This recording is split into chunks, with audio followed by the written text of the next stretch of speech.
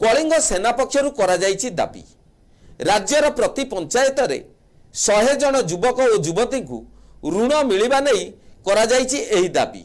यही दाबी को नहीं आज भुवनेश्वर मास्टर कैंटीन छकरू एक विशाल शोभायात्रा बाहरी शोभायात्रा पर पीएमजी छकरे पहुंची विभिन्न नाराबाजी करी प्रतिवाद जणाइथिला सेना पक्षर कहुजे गत 5 वर्ष ओडिशारू बैंक माने 30 लाख कोटी टंकार जमाराशि संग्रह करिसंती।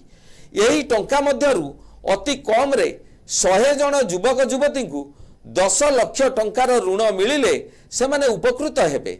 यही ऋण पाइबा पई सरकार ग्यारेंटर हेबाकू एवं युवपीढ़ी आत्मनिर्भरशील हेबापई बैंक गुड़िक जमा व्यवस्था रे मूलधन छाड़ करने सेना पक्षरु दाबी होईची।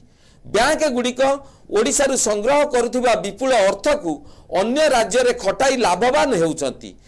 एही प्रतिवाद सभारे सेना साधारण संपादक राधामोहन पट्टनायक, विजय राज, मनोज नायकों समेत अनेक सदस्य उपस्थित थिले।